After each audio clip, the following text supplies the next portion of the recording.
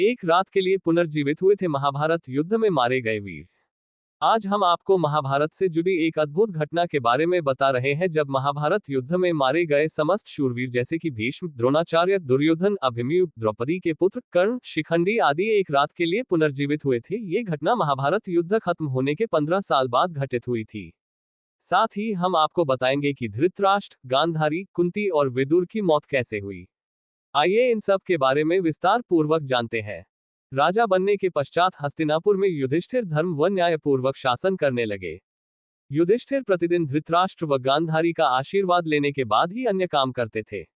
इस प्रकार अर्जुन, नकुल, सहदेव, द्रौपदी आदि भी सदैव धृतराष्ट्र व गांधारी की सेवा में लगे रहते थे, लेकिन भीम के मन में धृतराष्ट्र के प्रति हमेशा द्वेष भाव ही रहता। भीम धृतराष्ट्र के सामने कभी ऐसी बातें भी कह देते जो कहने योग्य नहीं होती थी। 15 साल पश्चात धृतराष्ट्र गए थे वन। इस प्रकार धृतराष्ट्र, गांधारी को पांडवों के साथ रहते रहते 15 साल गुजर गए। एक दिन भीम ने धृतराष्ट्र व गांधारी के सामने कुछ ऐसी बातें कह दी जिसे सुनकर उनके मन में बहुत शोक हुआ। तब धृतराष्ट्र ने सोचा कि पांडवों के आश्रय में रहते अब बहुत समय हो चुका है, इसलिए अब वानप्रस्थ आश्रम वन में रहना ही उचित है। गांधारी ने भी धृतराष्ट्र के साथ वन जाने में सहमति दे दी। धृतराष्ट्र व गांधारी के साथ विदुर व संजय ने वन जाने का निर्णय लिया। कार्तिक पूर्णिमा के दिन वन में गए थे धृतराष्ट्र। वन जाने का विचार कर धृतराष्ट्र ने युधिष्ठिर को बुलाया और उनके सामने पूरी बात कह दी। पहले तो युधिष्ठिर को बहुत दुख हुआ, लेकिन बाद में महर्षि वेदव्यास के कहने पर युधिष्ठिर मान गए। जब युधिष्ठिर को पता चला कि धृतराष्ट्र व गांधारी के साथ विदुर व संजय भी वन जा रहे हैं, तो उनके शोक की सीमा नहीं रही। धृतराष्ट्र ने बताया कि वे कार्तिक मास की पूर्णिमा को वन के लिए यात्रा करेंगे। वन जाने से पहले धृतराष्ट्र ने अपने पुत्रों व अन्य परिजनों के श्राद्ध के लिए युधिष्ठिर से धन मांगा।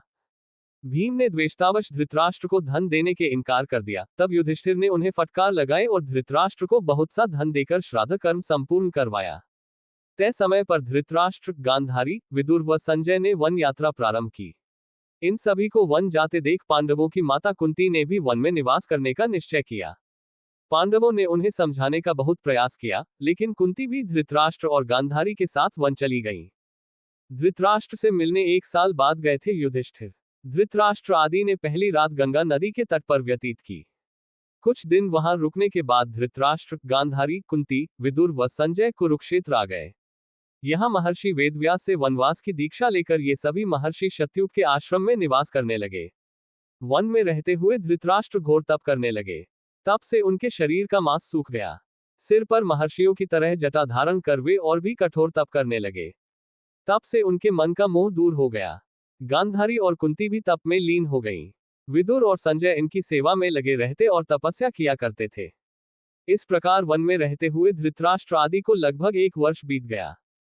इधर हस्तिनापुर में एक दिन राजा युधिष्ठिर के मन में वन में रह रहे अपने परिजनों को देखने की इच्छा हुई। तब युधिष्ठिर ने अपने सेना प्रमुखों को बुलाया और कहा कि वन जाने की तैयारी करो। मैं अपने भाइयों व परिजनों के साथ वन में रह रहे महाराज धृतराष्ट्र, माता गांधारी व कुंती आदि के दर्शन करूंगा। इस प्रकार पांडवों ने अपने पूरे परिवार के साथ वन जाने की यात्रा प्रारंभ की। पांडवों के साथ वे नगरवासी भी थे जो धृतराष्ट्र आदि के दर्शन करना चाहते थे। युधिष्ठिर के शरीर में समा गए थे विदुर जी के प्राण। पांडव अपने सेना के साथ चलते चलते उस स्थान पर आ गए जहां धृतराष्ट्र, गांधारी और कुंती रहते थे। जब युधिष्ठिर ने उन्हें देखा तो वे बहुत प्रसन्न हुए और मुनियों के वेश में अपने परिजनों को देखकर उन्हें शोक भी हुआ। धृतराष्ट्र, गांधारी और कुंती भी अपने पुत्रों व परिजनों को देखकर बहुत प्रसन्न हुए। जब युधिष्ठिर ने वहां विदुर जी को नहीं देखा तो धृतराष्ट्र से उनके बारे में पूछा। धृतराष्ट्र ने बताया कि वे कठोर तप कर रहे हैं। तभी युधिष्ठिर को विदुर उसी ओर आते हुए दिखाई दिए, लेकिन आश्रम में इतने सारे लोगों को देखकर विदुर जी पुनः लौट गए। युधिष्ठिर उनसे मिलने के लिए पीछे पीछे दौड़े। तब वन में एक पेड़ के नीचे उन्हें विदुर जी खड़े हुए दिखाई दिए। उसी समय विदुर जी के शरीर से प्राण निकले और युधिष्ठिर में समा गए। जब युधिष्ठिर ने देखा कि विदुर जी के शरीर में प्राण नहीं है तो उन्होंने उनका दाह संस्कार करने का निर्णय लिया। तभी आकाशवाणी हुई कि विदुर जी संन्यास धर्म का पालन करते थे, इसलिए उनका दाह संस्कार करना उचित नहीं है। ये बात युधिष्ठिर ने आकर महाराज धृतराष्ट्र को बताई। युधिष्ठिर के मुख से यह बात सुनकर सभी को आश्चर्य हुआ। यमराज के अवतार थे विदुर। युधिष्ठिर आदि ने वह रात वन में ही बिताई। अगले दिन धृतराष्ट्र के आश्रम में महर्षि वेदव्यास आए। जब उन्हें पता चला कि विदुर जी ने शरीर त्याग दिया तब उन्होंने बताया कि विदुर धर्मराज यमराज के अवतार थे और युधिष्ठिर भी धर्मराज का ही अंश है। इसलिए विदुर जी के प्राण युधिष्ठिर के शरीर में समा गए। महर्षि वेदव्यास ने धृतराष्ट्र, गांधारी और कुंती से कहा कि आज मैं तुम्हें अपनी तपस्या का प्रभाव दिखाऊंगा। तुम्हारी जो इच्छा हो वह मांग लो। तब धृतराष्ट्र व गांधारी ने युद्ध में मृत अपने पुत्रों तथा कुंती ने कर्ण को देखने की इच्छा प्रकट की। द्रौपदी आदि ने कहा कि वह भी अपने परिजनों को देखना चाहते हैं। महर्षि वेदव्यास ने कहा कि ऐसा ही होगा। युद्ध में मारे गए जितने भी वीर हैं, उन्हें आज रात तुम सभी देख पाओगे। ऐसा कहकर महर्षि वेदव्यास ने सभी को गंगा तट पर चलने के लिए कहा। महर्षि वेदव्यास के कहने पर सभी गंगा तट पर एकत्रित हो गए और रात होने का इंतजार करने लगे। विधवा स्त्रियां अपने पतियों के साथ कूद गई थी गंगा में। रात होने पर महर्षि वेदव्यास ने गंगा नदी में प्रवेश किया और पांडव व कौरव पक्ष के सभी मृत योद्धाओं का आवाहन किया। थोड़ी ही देर में भीष्म, द्रोणाचार्य, कर्ण, दुर्योधन, शासन, अभिमन्यु, धृतराष्ट्र के सभी पुत्र, घटोत्कच, द्रौपदी के पांचों पुत्र, राजा द्रुपद, धृष्टद्युम्न, शकुनी, शिखंडी आदि वीर जल से बाहर निकल आए। उन सभी के मन में किसी भी प्रकार का अहंकार व क्रोध नहीं था। महर्षि वेदव्यास ने धृतराष्ट्र व गांधारी को दिव्य नेत्र प्रदान किए। अपने मृत परिजनों को देख सभी के मन में हर्ष छा गया। सारी रात अपने मृत परिजनों के साथ बिताकर सभी के मन में संतोष हुआ। अपने मृत पुत्रों, भाइयों, पतियों व अन्य संबंधियों से मिलकर सभी का संताप दूर हो गया। तब महर्षि वेदव्यास ने वहां उपस्थित विधवा स्त्रियों से कहा कि जो भी अपने पति के साथ जाना चाहती हैं, वे सभी गंगा नदी में डुबकी लगाएं। महर्षि वेदव्यास के कहने पर अपने पति से प्रेम करने वाली स्त्रियां गंगा में डुबकी लगाने लगी और शरीर छोड़कर पतिलोक में चली गईं। इस प्रकार वह अद्भुत रात समाप्त हुई। आग में जलकर हुई धृतराष्ट्र, गांधारी व कुंती की मृत्यु। इस प्रकार अपने मृत परिजनों से मिलकर धृतराष्ट्र, गांधारी, कुंती व पांडव बहुत प्रसन्न हुए। लगभग 1 महीना वन में रहने के बाद युधिष्ठिर आदि पुनः हस्तिनापुर लौट आए।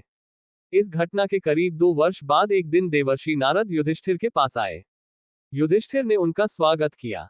जब देवर्षि नारद ने उन्हें बताया कि वे गंगा नदी के आसपास के तीर्थों के दर्शन करते हुए आए हैं तो युधिष्ठिर ने उनसे धृतराष्ट्र, गांधारी व माता कुंती के बारे में पूछा। तब देवर्षि नारद ने उन्हें बताया कि तुम्हारे वन से लौटने के बाद धृतराष्ट्र आदि हरिद्वार चले गए। वहां भी उन्होंने घोर तपस्या की। एक दिन जब वे गंगा स्नान कर आश्रम आ रहे थे तभी वन में भयंकर आग लग गई। दुर्बलता के कारण धृतराष्ट्र, गांधारी व कुंती भागने में असमर्थ थे। इसलिए उन्होंने उसी अग्नि में प्राण त्यागने का विचार किया और वहीं एकाग्रचित होकर बैठ गए। इस प्रकार धृतराष्ट्र, गांधारी व कुंती ने अपने प्राणों का त्याग कर दिया।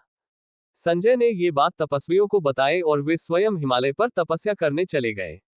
धृतराष्ट्र, गांधारी व कुंती की मृत्यु का समाचार जब महल में फैला तो हाहाकार मच गया। तब देवर्षि नारद ने उन्हें धैर्य बंधाया। युधिष्ठिर ने विधिपूर्वक सभी का श्राद्ध कर्म करवाया और दान दक्षिणा देकर उनकी आत्मा की शांति के लिए संस्कार किए।